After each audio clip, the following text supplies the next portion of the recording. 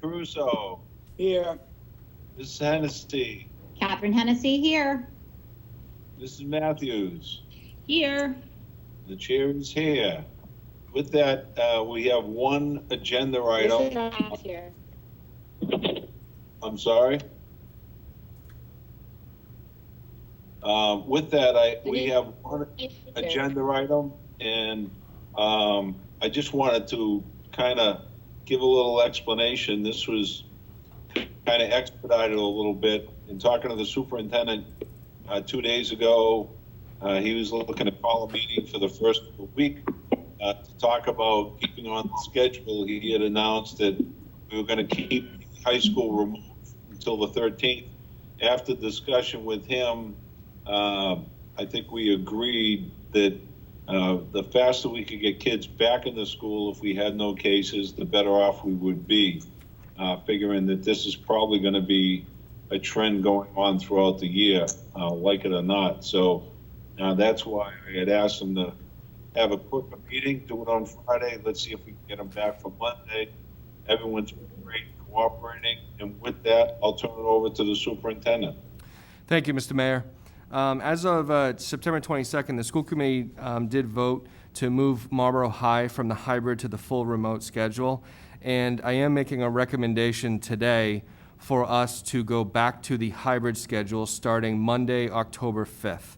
Although we did have students who tested positive for COVID-19 earlier in September when we first started school, out of an abundance of caution, we did move all MHS students to remote classes for the 2-week period beginning on September 24th. What we have seen is there has been a drop-off of cases at that level across the city. And as of Wednesday, I had reported that all of the cases that when we originally made that decision, they were no longer positive, they had recovered. And right now we're still seeing very low numbers of positive cases across the entire school district. And we thought it would be prudent and the right move to try to get students as many days in person as possible.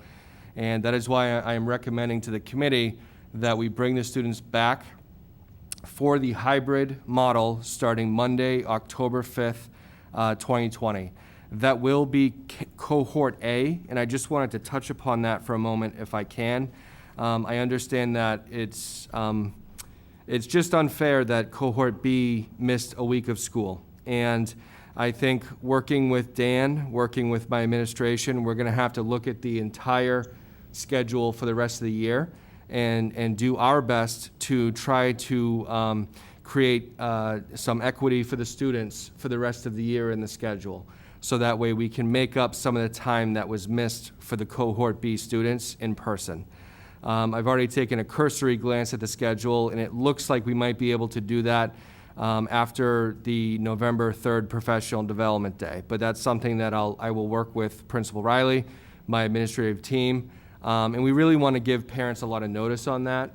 It's our belief that when we put out the cohort A and B schedules, that we gave parents an expectation that their high school students would be home during those days. And I think there is an expectation that in the community, some of our high school students are providing support for parents who are working. So although it pains us to have a week of lost learning for B in person, we do want to see if we can make that up in the schedule moving forward, but give parents a lot of advanced notice so that way we can prepare for it and plan for it. So with that, Mr. Mayor, I'm happy to take any questions from the committee. Anyone have any questions? Mr. Caruso. Mr. Superintendent, when you first made the recommendation to take the high school to remote, what was the reasoning behind the 2 weeks? So thank you, Mr. Caruso. The reason we had looked at 2 weeks is we believe that if there was going to be any spread from the current cases at that time, that there's generally about a 2-week period where students would have to quarantine. But what we saw is that there was very little, if no, spread beyond the original cases. So that's why I'm able to make that recommendation today. And in terms of this decision to come back, which I do support, Where did that impetus come from? From you looking at the data, Mr. Riley, or I'm just curious. So on Wednesday morning, I get a daily report of data in the city and specifically for the Marlborough Public Schools. On Wednesday morning, it was reported to me that all of the cases that were pending at the high school had recovered. So we were at 0 active cases on Wednesday morning. When that happened, I did make a call to the mayor's office and discussed it with him. And then I went to Marlborough High School and met with Mr. Riley to discuss the operational challenges and the opportunity to have students come back a week earlier. So after building some consensus that we could make it happen, then that was when I asked the mayor to post the special meeting today. So none of this was based on anything that the state did or said, no coercion from the state of any kind? Oh, no. But I have, as part of my responsibilities as superintendent, I do have to report any cases or any changes in the schooling metrics to the state, and I have been in contact with them daily, and they have offered supports. All I'm trying to do is to make it very clear that the decision to go out and the decision to come back in was made at the local level using local data with local input. I'm just trying to make that very clear to the public so they know that the decision alone came from everything we knew at the time, and that's why this is happening again. I will say, though, I'm concerned that we don't boomerang the kids in and out of these things if we can possibly avoid it. And that's the only concern I have, is boomeranging around and yo-yoing the kids in and out of one form or another. I know that's something that's not totally in our control, but maybe we should just keep that in mind as we go forward. Thank you. Mr. Caruso, I totally agree with you, and I want to reemphasize, when the superintendent and I talked, I was just trying to figure out the justification for not going back this Monday if we had no cases. We got to get those kids in school as much as possible. This isn't going to be the last time this happens, and I think the equity thing will work itself out over the year. We're going to continue to monitor it, but we got to keep those kids in school as long as possible. It's great that we were able to get a full cycle with the elementary school, and now we can continue moving forward. But the state had absolutely no input one way or the other. And this, it was completely locally driven. And I also want to say that I talked to the superintendent about the next time this happens, because I'm trying to be realistic. I'm not wishing it, but that we can stay in school. But if it does happen again, we don't give a definitive date, because if those cases wash out again, I want to get the kids back in school. So we need to get them as much time as possible in the classroom with the teacher in front of them. So I just wanted to reemphasize that. Other questions from the committee members? Mrs. Hennessy. Thank you.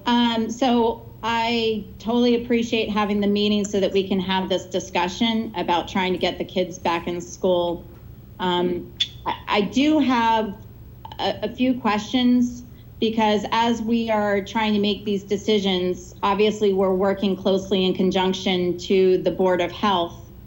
But with that, we're only as good as the information provided to us, not only by the Board of Health, but as well our partners, which would be the family members and the students. So I guess my question is to you, the superintendent, and I would say probably also in conjunction with Mr. Riley, because we are looking to form solid relationships with our families that understand that getting these kids educated in school is very important, but it all really depends quite heavily on being truthful about how kids are feeling, what families are dealing with, and that they are providing clear and appropriate information to us, so good decisions are being able to be made. And I'm curious about your thoughts around that. As we know from news discussions about other communities that are facing this same situation, of needing to consider going remote, staying hybrid, whatever. There have been some discussions about local communities and potential fine structures for not truthfully answering questions and not being upfront. And it would not be something from a school district. It would need to be something from a Board of Health. But I'm just curious about your thoughts around these issues. Thank you. I think when it comes to the issue of levying fines, I would defer that to the city because we don't have the authority to levy fines. And I think my discussions with Principal Riley, my discussions with other department heads in the city are around accountability for decision making and the need for us to make sure that parents also are part of this conversation so that if we do see things that we're not pleased with or we see social gatherings that are breaking the governor's orders or any local ordinances, that we also have a pipeline to have that discussion with the parents as well. So, when we speak specifically about fines, I do have to say that I can't really get into that because that's not a school district authority. We can't levy a fine. But I understand other communities are talking about their ability for their Board of Health and or other agencies to do that. That is not a discussion that I have had with the Board of Health. More so, it's been around accountability for parents, mainly because we are dealing with, the children in the city, and we want to make sure that our conversations are with the parents about accountability. I know Principal Riley has already had some of those discussions, and he and his team are working hard to make sure that people understand the importance of in-person schooling and how decisions can really derail that for an entire community, and that's not fair. So, without getting into any specifics about any specific family, I would say that there already have been discussions about whether or not students should be out acting inappropriately and then try to be in an in-person learning situation. So I think when we're having those discussions with parents, it is about the accountability, and that's where we're going with it. And additionally, I will say that as superintendent, I did ask to meet with Chief Georgie and speak with him about the possibility of what the police department can assist us with if we find a situation that we find so egregious, such an egregious breaking of the rules or breaking the social contract that we've all put in place to try to keep each other safe, that we would involve the police department in those matters. And the chief did lend me his support and told me that they would obviously be willing to work with us if we have evidence and information of something of that magnitude. So I do appreciate the question. I can't speak to the issue of fines. I apologize for that. Anyone else? Oh, go ahead. Thank you. So I do appreciate your perspective and understanding relative to the fine issue. I do understand that would not be something in our purview, but felt like it does need to be at least a point of discussion for awareness, because I think it really speaks to the severity of the concerns across our whole district about keeping things safe and keeping kids in school. And we need everyone to buy in on that. It can't just be some. And the decision that we needed to make last week wasn't just strictly around positive cases, but it was about contact tracing. And contact tracing, as we all know from the news last night and this morning, really can affect things in a major way. So everyone's honesty about who they've been with and what they've been doing is going to be really critical to our collective success. So I appreciate that you all are doing the appropriate follow-up on things. I appreciate that due to that follow-up, it allows us to have this type of a discussion sooner than we thought to get students back into in-person learning. That being the case, I do actually want to compliment the whole team of people and the staff at the high school especially for being able to pivot so quickly and get students continuing to learn remotely all together this week. It's no easy feat. And I think that really just shows the strength of this district and the preparation that you all have done to try and put us in the best position that we can be in something that we've never had to face before. So I trepidatiously would say I am in agreement of moving forward, but I cannot not emphasize my concern about trying to get back cohort B for bringing more equity for that group, number one, and number two, that everyone across this community needs to make extra efforts of being honest and being diligent about wearing masks, washing their hands, using, all of the sterilizers, and not doing gatherings as much as we can possibly do. It stinks, but we need to do it together. So thank you very much for bringing forward the meeting and the information.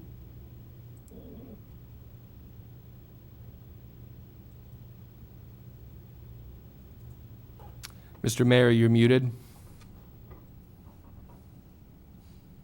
All right, how about now? Any other questions from the committee? Any questions from the committee? Yep. I have a question. This is Michelle Bowden-Hettinger. Ms. Bowden-Hettinger. Thank you, Mr. Chair. So, Mr. Bergeron, can you just tell us about the process that you went through at Whitcomb with the class that had the affected students and how that worked? It seemed to me that it worked exactly the way it should have.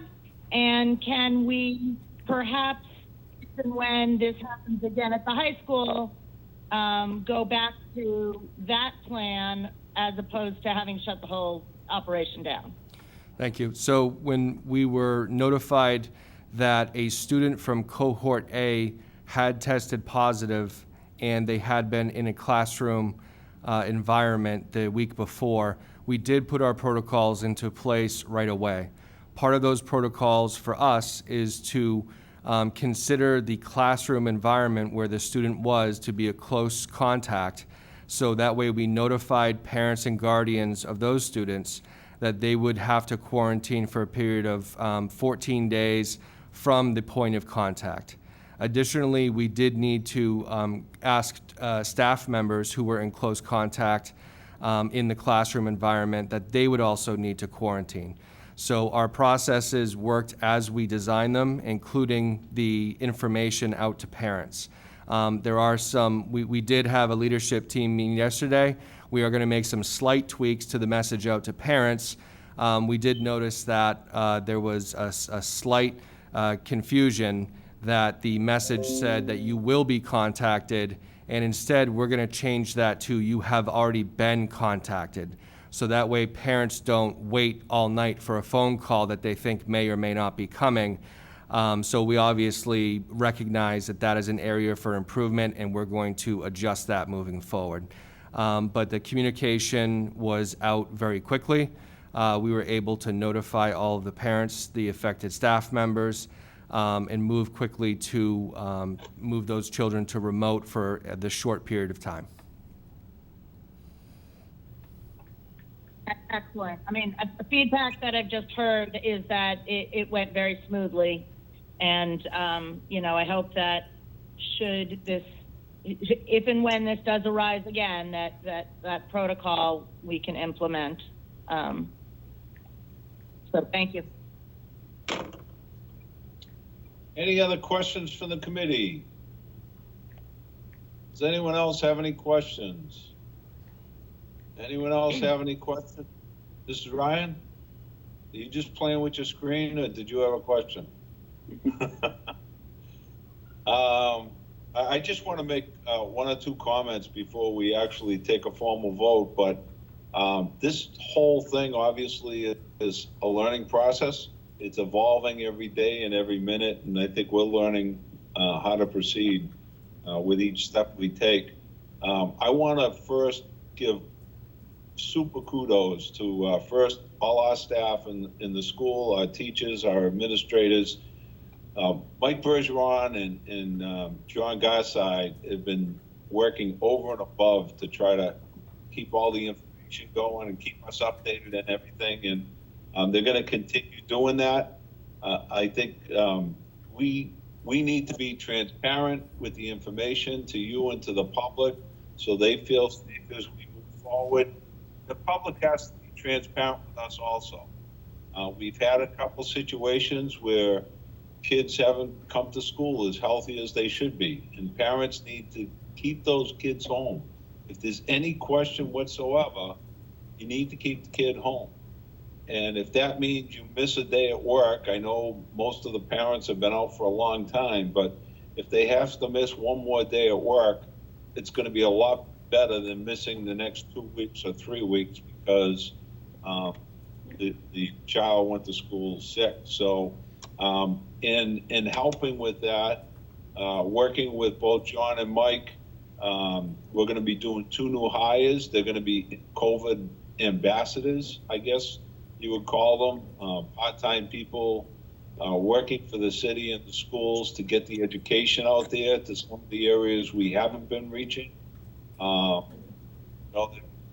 hours a week, we're looking for help. We're looking for people that are bilingual and could reach out to some of those communities and stay on the public on a regular basis. So something else we're doing, we've put up a couple new message boards around the city. We have 4 up now that are reminding people to stay safe, kind of taking everything else off the message board at this time. It's just COVID all the time. And we have to stay on top of it. But the cases, although they've been rising, we're kind of identifying why they've been rising and where they're coming from. So we need to continue doing what we're doing, step it up a little bit, but everyone's been doing a fantastic job. I want to thank all of you for your cooperation. And with that, I'll entertain a motion.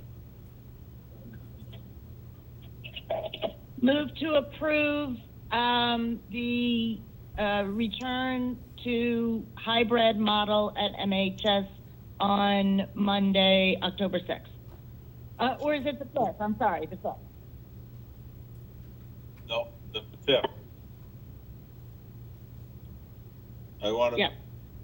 Okay, so we're returning on the 5th. Any further motion made and seconded to approve? Any further discussion by any of the committee members? Ms. Hennessy. Just a point of clarity, with bringing the students back for hybrid learning, how will that affect some of the extracurricular activities that also have been put on hold? Will those then begin again, or will those continue to be on hold for the remaining time period for another discussion point? All right, we want to bring sports and extracurriculars back on the same date, October 5th. I apologize, that was not clear in the message I made before. Thank you. I somewhat assumed so, but I think for all of us, we need to be really careful on our wording and make sure that we are clear with expectations. So thank you very much. Any other questions from the committee? Any other questions? If there's no other questions, call the roll. Mrs. Ryan. Yes. Ms. Bodenhedger. Yes. Mr. Gary. Yes. Mr. Caruso. Yes. Ms. Hennessy. Mrs. Hennessy votes yes. Mrs. Matthews. Yes. And the chair votes yes, it is approved. We will be going back to school on Monday. Again, thank you all very, very much. We're going to keep the process fluid and moving. With that, I'll entertain another motion. To adjourn? Motion to adjourn? Motion made and seconded to adjourn. Mrs. Ryan. Yes. Ms. Bodenhedger. Yes. Mr. Gary. Yes. Mr. Caruso. Yes. Mrs. Hennessy. Mrs. Hennessy votes yes. Mrs. Matthews. Yes. The chair votes yes. We are adjourned. Have a great weekend. Thank you, everyone.